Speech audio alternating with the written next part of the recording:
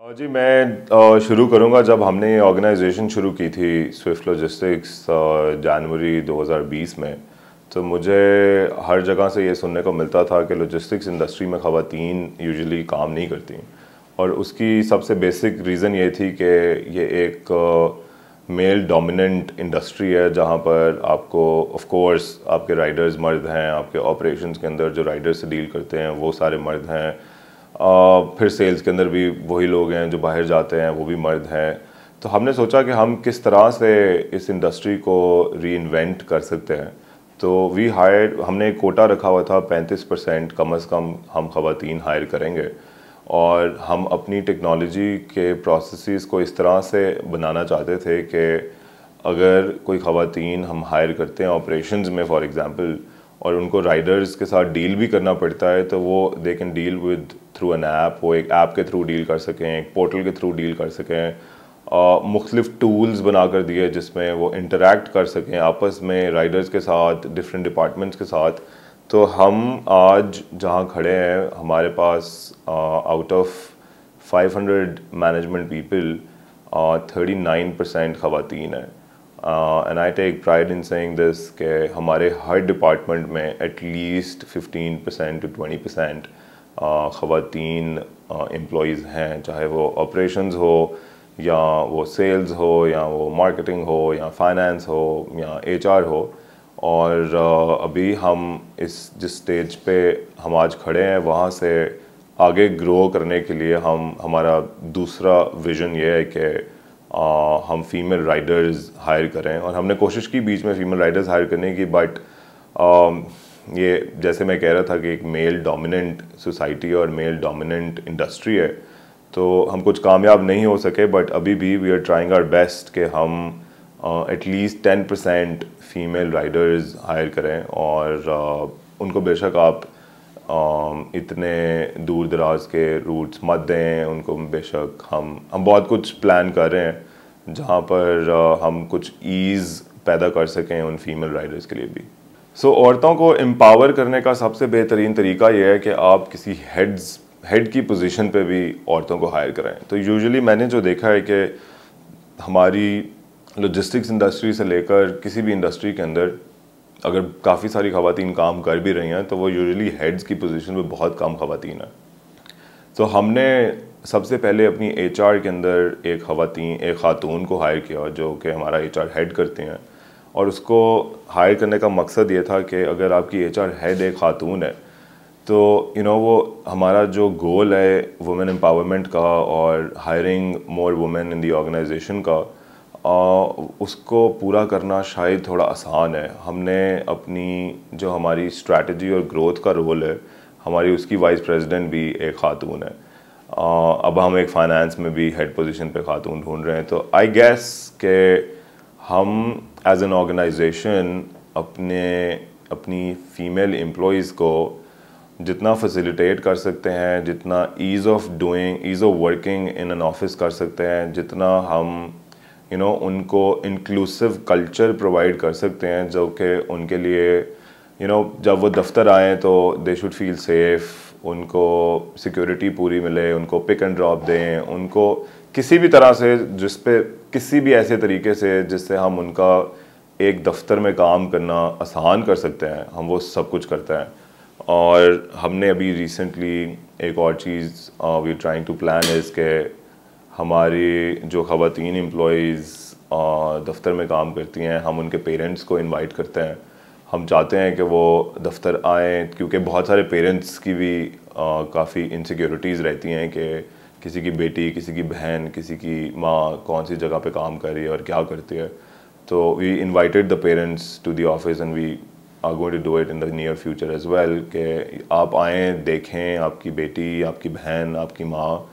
किन के साथ काम करती है, किस तरह से काम करती है, कौन से डिपार्टमेंट में काम करती है, किन लोगों के साथ खाती पीती है, उठती बैठती है सारा दिन। दूसरी चीज़ हम ये कर रहे हैं कि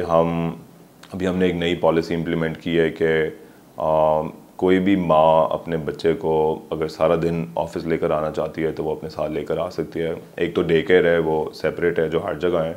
बट वी वांटेड कि एक माँ का बच्चा अगर वो उस चाहे वो 3 साल का है, 2 साल का है, 2 महीने का है, या 10 साल का है, या 15 साल का है, अगर वो दफ्तर बैठकर अपनी माँ के साथ वक्त गुजारना चाहता है तो हमें भी कोई मसला नहीं है और उस माँ को भी शायद कोई मसला नहीं है। और अगेन दिस इज़ फॉर कि हम किस तरह से एक माँ की, एक बहन की, एक बेटी की इस ज़िंदगी को आसान बना सकते हैं। सो हमने जी एक पॉलिसी लॉन्च की थी इस साल के शुरू में। हम उस पॉलिसी को कहते हैं मंथलीज़। वो पॉलिसी ये थी कि जैसा कि आप सब जानते हैं कि पीरियड्स एक बायोलॉजिकल प्रोसेस है जिसमें से हर खातून को गुजरना पड़ता है हर महीने, और that's a painful process and sometimes it's very painful, sometimes it's not that painful. लेकिन उस प्रोसेस में से गुजरते हुए एक खातून अगर दफ्तर बैठी हुई है और आप देखें वो शायद उस तरह से काम नहीं कर पाती, या शायद उसकी तबीयत उसके काम करने की इजाज़त नहीं देती, या शायद वो थोड़ा रिलैक्स माहौल में बैठकर काम करना चाहती है, तो हमने एक पीरियड पॉलिसी इंट्रोड्यूस करवाई थी जिसको हम मंथलीज कहते हैं, which is 12 pre approved annual leaves. और उन लीव्स, और व्हेन आई से pre approved leaves I mean कि आपको किसी मैनेजर से या अपने किसी हेड से पूछने की ज़रूरत नहीं है।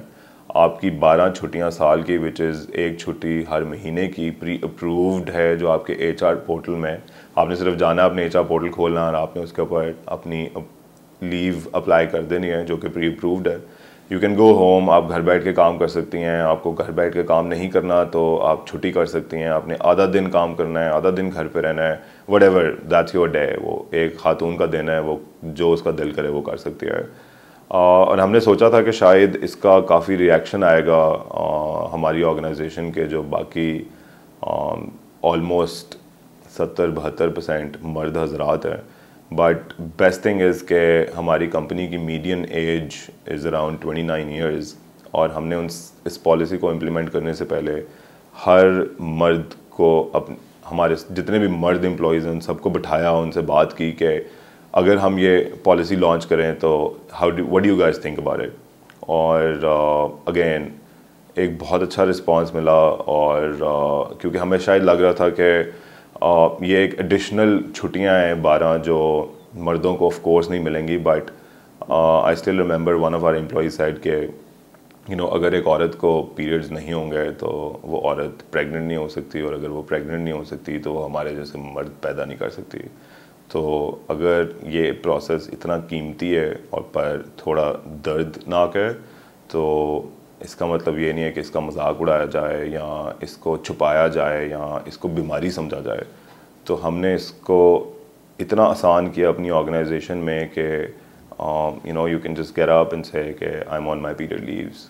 तो any women from any department can take period leaves. उसको एक दिन में, आधे दिन में, जिस दिन जब छुट्टी करनी है वो कर सकती है। सो ख़वातीन को बराबर मौका या मौक़े देने के लिए हमारी as I said logistics industry बहुत चैलेंजिंग है फॉर वुमेन टू वर्क। अब आप देखें, हम बहुत देर से कोशिश करना चाह रहे हैं कि हम किसी तरह फ़ीमेल राइडर्स को लेकर आएँ और हम उनको एम्पावर करें कि अगर एक ख़ातून जो घर बैठकर कुछ कमाना चाहती है, तो दो चीज़ें हैं, एक वो ख़ातून जो घर बैठकर कुछ कमाना चाहती है, एक वो ख़ातून जो घर से बाहर निकलती है पर शायद वो उस तरह से जितने पैसे वो कमा सकती है वो नहीं कमा पा रही हलाल तरीके से। तो हम बहुत कोशिश करते हैं कि हम किसी तरह हम उनके लिए स्कूटीज़ ले लें, हम उनको उनके लिए ट्रेनिंग प्रोग्राम्स अरेंज कर दें, हम किसी तरह उनकी उनके रूट्स इतने बड़े ना रखें ताकि अगर एक राइडर 50 डिलीवरी करता है तो अगर हम एक फ़ीमेल राइडर रखते हैं हम उसको 20 डिलीवरीज करवा लें। एक वो प्रोसेस है। दूसरा चैलेंज ये है कि देर आर वुमेन जो घर बैठकर काम करती हैं, तो हमने अपनी organisation within the organisation एक छोटा सा इनिशिएटिव लेने की कोशिश की है कि जो ख़वातीन घर बैठकर काम कर रही हैं और ई-कॉमर्स का कोई भी प्लेटफॉर्म यूज़ करके कुछ भी बेचना चाह रही हैं, तो हम उनके लिए ईज़ ऑफ बिज़नेस कैसे पैदा कर सकते हैं,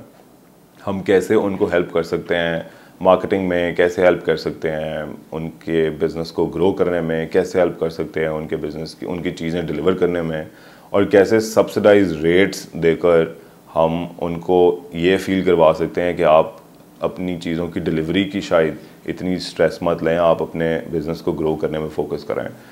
तो मैंने आपको जैसे पहले कहा था कि हमने जब पीरियड पॉलिसी लॉन्च की थी तो ख़वातीन से बात, तो हमने पहली बात हमने ख़वातीन से की। The second thing we did was कि हमने अपनी ऑर्गेनाइजेशन के सारे हेड्स, सारे सीनियर मैनेजर्स, सारे जूनियर मैनेजर्स, सबको एक कमरे में इकट्ठा किया, कॉन्फ्रेंस रूम में बिठाया और हमने ये पॉलिसी सबसे पहले उन्हीं मर्दों के साथ डिस्कस की कि ये जो मंथलीज पॉलिसीज़ हैं, ये पॉलिसी जो हम मंथलीज के नाम से लॉन्च की है, इस पॉलिसी से अगर किसी मर्द को कोई मसला है या अगर कोई मर्द कोई पॉइंट रेज़ करना चाहता है तो वो आज ही रेज़ कर ले, क्योंकि उसके बाद से लेकर आज तक हमारी बहुत स्ट्रिक्ट पॉलिसी है कि अगर विद इन दी ऑर्गेनाइजेशन किसी HR ने या किसी ने भी किसी मर्द को इस पॉलिसी का मजाक उड़ाते हुए सुना या किसी मर्द को इस पॉलिसी के अगेंस्ट कोई बात करते हुए सुना तो उसके ख़िलाफ़ सख्त और शदीद एक्शन लिया जाएगा। दूसरी चीज़ ये कि एज आई सेड, अगर एक ऑर्गेनाइजेशन के कल्चर को बेहतर करना चाहते हैं तो